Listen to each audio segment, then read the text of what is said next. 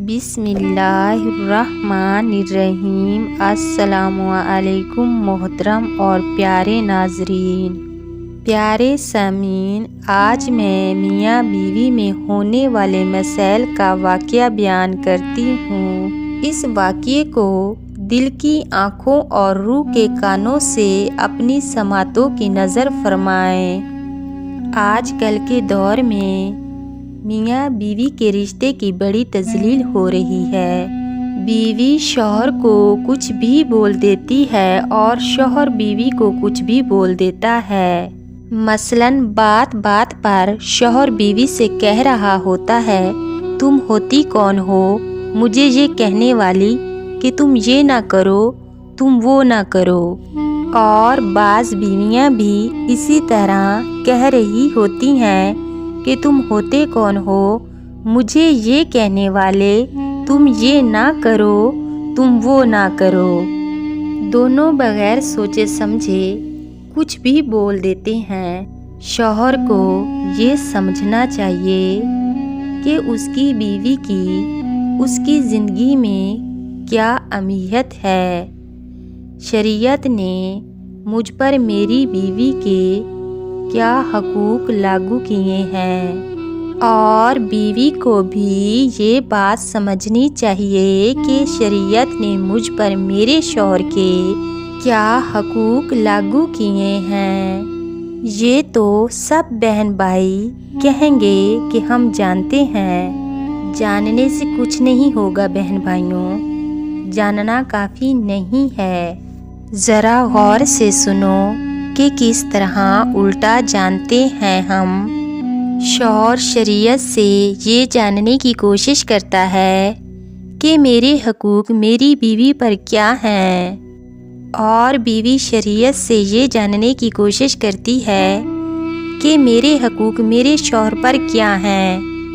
حالانکہ شوہر کو شریعت سے یہ جاننا چاہیے کہ میری بیوی کے مجھ پر کیا حقوق ہیں، اور بیوی کو شریعت سے یہ جاننا چاہیے کہ میرے شوہر کے مجھ پر کیا حقوق ہیں۔ اگر میاں بیوی دونوں ایسا کریں گے تو ان کو اس بات کی ضرورت نہیں پڑے گی کہ تم کون ہوتے ہو یا ہوتی ہو۔ اسی لیے تو کہنے والے کہہ گئے بہن بھائیوں کہ جاننا کافی نہیں ہے، سمجھنا ضروری ہے۔ اگر کوئی شوہر یا بیوی ایسے ہیں جس کی بیوی یا شوہر شریعت کے مطابق اس کا کوئی حقوق ادا نہیں کرتا یا کرتی، لاکھ سمجھانے کے باوجود بھی شرط یہ کہ وہ بد کردار نہ ہو، تو شوہر یا بیوی یہ مصیبت اللہ کی رضا کے لیے برداشت کریں، اور یہ سوچیں کہ اللہ تعالی مجھے اس کا عظیم اجر عطا فرمائے گا۔ اگر شوہر یا بیوی بد کردار تھے، اب نہیں ہیں، تو بھی دل سے معاف کر دو، اور طعنہ تشنی کبھی مت کرو۔ ہو سکتا ہے کہ آپ کے طعنہ تشنی سے وہ اس مرض میں پھر مبتلا ہو جائے، تو اس طرح طعنہ تشنی کرنے والا اللہ کا گناہ گار ہو جائے گا۔ اور بعض مرد اور عورتیں ایسے بھی ہوتے ہیں جو اپنی پاک دامن بیویوں اور پاک دامن شوہروں کو اس طرح الزام دیتے ہیں۔ ایسے مردوں اور عورتوں کو اللہ تعالی کے عذاب سے ڈرنا چاہیے۔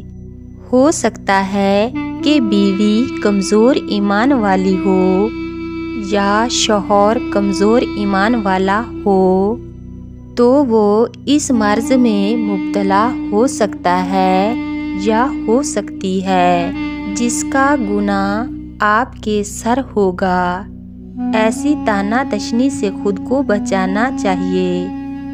اور بعض بہن بھائی ایسے ہوتے ہیں کہ وہ کہتے ہیں کہ یہ فضول میں مجھ پر الزام تراشی کر رہا ہے یا کر رہی ہے، تو کیوں نہ یہ کام میں سچ میں کروں۔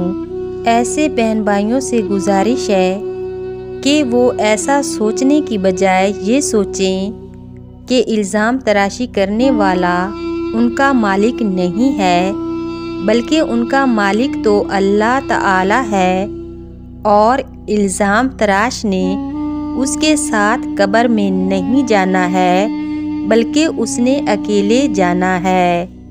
اچھے یا برے کا حساب و کتاب اللہ تعالی نے لینا ہے، نہ کہ الزام تراش نے۔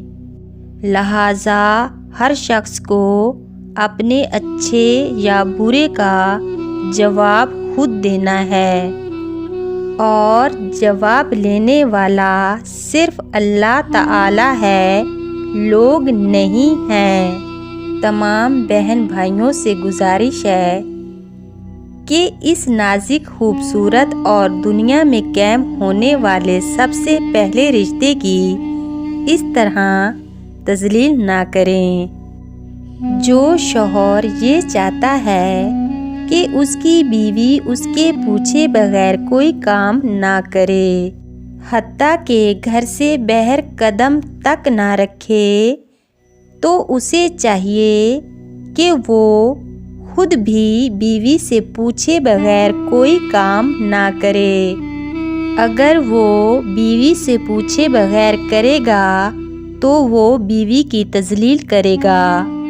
آپ کے اس رویے سے بیوی کی عزت نفس مجروح ہوگی، اس کو تکلیف ہوگی، اور یہ برداشت کرنا مشکل ہوتا ہے۔ اسی طرح اگر کوئی عورت یہ چاہتی ہے کہ اس کا شوہر اس سے پوچھے بغیر کوئی کام نہ کرے، تو وہ خود بھی شوہر سے پوچھے بغیر کوئی کام نہ کرے۔ اگر وہ پوچھے بغیر کرتی ہے تو اس سے اس کے شوہر کی عزت نفس مجروح ہوگی اور اسے تکلیف ہوگی، اور یہ تکلیف برداشت کرنا مشکل ہوتا ہے۔ ان وجوہات کی وجہ سے تم کون ہوتے ہو یا ہوتی ہو، جیسے گھٹیا الفاظ میاں بیوی کی زندگیوں میں داخل ہو جاتے ہیں اور ان کی زندگیوں کو برباد کر دیتے ہیں۔ تمام بہن بھائیوں سے گزارش ہے کہ ایک دوسرے کی تذلیل کرنے کی بجائے ایک دوسرے کو عزت دو۔ تم دونوں ہی ایک دوسرے کے لیے سب کچھ ہو۔ کسی بھی رشتے کی وجہ سے ایک دوسرے کی تذلیل مت کرو۔ اللہ رب العزت سے دعا ہے کہ جس بہن بھائی نے اس بیان کو سنا، اللہ پاک اسے سمجھنے کی توفیق عطا فرمائے اور اس خوبصورت رشتے کو شیطان مردود کے شر سے بچائے۔ آمین ثم آمین۔